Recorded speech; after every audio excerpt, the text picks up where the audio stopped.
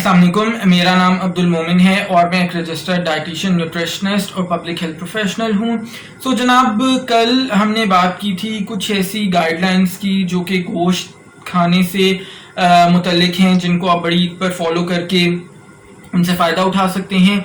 सो उस वीडियो के बाद कुछ 2-3 इम्पॉर्टेंट सवालात मेरे पास आए थे और मैंने सोचा कि बजाय इसके कि उन सवालात के जवाबात मैं डायरेक्टली दूं, क्यों ना इस पर एक छोटी सी वीडियो बना ली जाए, सो दैट मज़ीद उन लोगों का भी भला हो सके जिन लोगों के जहन में शायद ये सवालात हों। सो जनाब, आज की वीडियो का सिलसिला शुरू करते हैं। पहला सवाल ये आया था जो बड़ा एक इंटरेस्टिंग सा सवाल था कि गोश्त को गलाने के लिए हम कई बार कच्चे पपीते का इस्तेमाल करते हैं। सो वो ये पूछ रही थी सवाल करने वाली खातून के क्या ऐसा करने से गोश्त की अफादियत कम हो जाती है? नहीं, ऐसा बिल्कुल नहीं है, बल्कि गोश्त को गलाने के लिए कच्चा पपीता एक बड़ी अच्छी ऑप्शन है और उसको डालने से गोश्त की अपनी अफादियत बिल्कुल भी कम नहीं होती।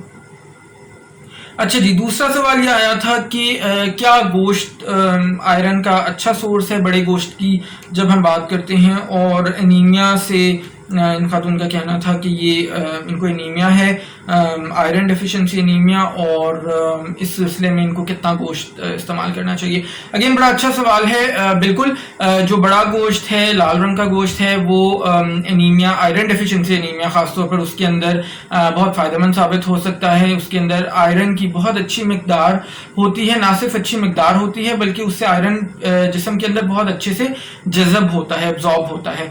सो आप बिल्कुल बड़े गोश्त का इस्तेमाल ज़रूर करें। उसमें यह है कि आप 4 से 5 जो कलेजी के पीस हैं आप वो इस्तेमाल कर सकती हैं। अगर बोटी की शक्ल में आप पूछें तो 2 से 3 औंस आप इस्तेमाल करें।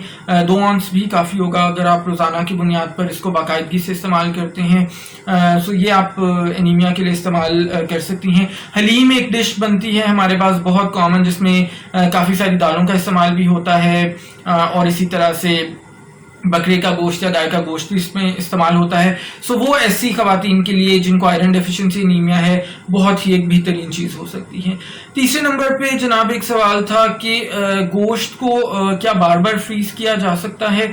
अच्छा, ये बड़ा ही बहुत ही दिलचस्प सवाल है, क्योंकि इसके अंदर हम आमतौर पर बहुत गलती करते हैं। शायद ये उस चीज़ से कंफ्यूज हो के सवाल आया है जो मैंने बताया था कि 3 से 6 महीने तक हम गोश्त को स्टोर करके इस्तेमाल कर सकते हैं। अच्छा, उसके अंदर आपने एहतियात ये करनी है जो आमतौर पे हम घरों में चीज़ बहुत ज़्यादा मिस कर जाते हैं, कि जब आपने गोश्त को फ्रिज या फ्रीज़र से बाहर निकालना है और आपने पकाना है तो सिर्फ उतना ही पोर्शन बाहर निकालिएगा जितना आपने पकाना है। उसकी रीज़न ये है कि जब हम गोश्त को बाहर निकाल कर फ्रिज या फ्रीज़र से डीफ्रॉस्ट करते हैं, यानी वो जो बर्फ़ जमा हुआ होता है उसको हम नॉर्मलाइज कर रहे होते हैं, तो उस वक्त बैक्टीरिया की जो ग्रोथ है वो उसके अंदर दोबारा हो सकती है। सो अगर हम उसके बाद कुछ पोर्शन पकाने की बजाय वापस फ्रिज या फ्रीज़र में रख देंगे तो उसके अंदर बैक्टीरियल ग्रोथ हो चुकी होगी, और फिर जब हम नेक्स्ट टाइम वो गोश्त को खाएंगे तो हमारे लिए मुज़रे सेहत हो सकता है। तो इसमें एहतियात करने वाली बात यह है, जो आम तौर पर मैं ऑब्जर्व करता हूं घरों में बहुत ज़्यादा इस चीज़ पे लापरवाही हो जाती है, कि आपने जितना गोश्त पकाना है सिर्फ उतना ही आपने फ्रिज या फ्रीज़र से बाहर निकालना है, और अगर आपने उससे ज़्यादा निकाल लिया है तो फिर बाकी गोश्त को आप ज़ाया कर दें, उसको वापस फ्रिज या फ्रीज़र में मत रखिएगा। ठीक है जी। फिर एक चौथा सवाल आया था जो बहुत ही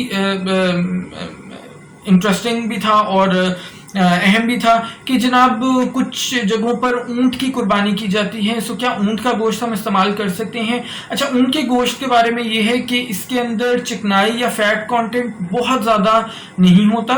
सो ऐसे लोग जिनको दिल का आर्जा है वो तो इसको इस्तेमाल कर सकते हैं इतदाल के साथ, लेकिन याद रखिएगा ऊंट के गोश्त में नमक की मिकदार या सोडियम की मिकदार अगर कहा जाए तो ज़्यादा बेहतर होगा, वो बहुत ज़्यादा होती है, और ऐसे मरीज जो blood pressure, high blood pressure जिनको हो, उनको इसका इस्तेमाल, उनके गोश्त का इस्तेमाल कम से कम करना चाहिए। آخری سوال اگین بڑا اہم ہے کہ جناب یورک ایسڈ کے جو مریض ہیں کیا وہ عید پر گوشت استعمال کر سکتے ہیں؟ دیکھیں ڈیپینڈ کرتا ہے آپ کا یورک ایسڈ کے لیولز کتنے ہیں. اگر تو کنٹرولڈ ہے تو آپ بالکل 1 سے 2 اونس استعمال کر سکتے ہیں, اس کے اندر کوئی پریشانی کی بات نہیں ہے. لیکن اگر آپ کا بہت انکنٹرولڈ یورک ایسڈ ہے تو پھر آپ کوشش کیجیے گا کہ اس کو اوائڈ کریں. ایک اور چیز اس میں بہت زیادہ ہمیں غلط فہمی ہو جاتی ہے, یورک ایسڈ صرف گوشت کھانے سے نہیں بڑھتا. کچھ لوگ نیچرلی یورک ایسڈ ان کے جسم میں زیادہ پیدا ہوتا ہے, تو ضروری نہیں ہے. اب یہ ڈیپینڈ کرتا ہے کہ آپ کی پرٹیکولر سچویشن کیا ہے, جو آپ کے ظاہر لیولز کے حساب سے اور آپ کی ہسٹری دیکھ کے ہی بتائی جا سکتی ہے. جنرلائز کرنا اس کو مشکل ہے. بہرحال اگر اس کو میں بہت ہی محتاط طریقے سے اس سوال کا جواب دوں تو وہ یہی ہو سکتا ہے کہ اگر آپ نے گوشت کھانا بھی ہے بڑا گوشت, تو آپ 1 سے 2 اونس عید کے دن اس سے زیادہ استعمال نہ کیجیے گا. تو مجھے امید ہے آپ کو آج کی ویڈیو اور یہ سوالات کے جوابات پسند آئے ہوں گے. ویڈیو کو لائک کرنا نہ بھولے گا, اپنے دوستوں کے ساتھ شیئر کرنا بھی ہرگز مت بھولے گا. اگر چینل پر پہلی بار ہیں تو چینل کو سبسکرائب کر کے بیل آئیکن کو ہٹ کر دیں, سو دیٹ آپ کو آنے والی کوئی بھی ویڈیو مس نہ ہو. اپنا خیال رکھیے گا. انشاءاللہ نیکسٹ ویڈیو میں ملاقات ہوگی. اللہ حافظ.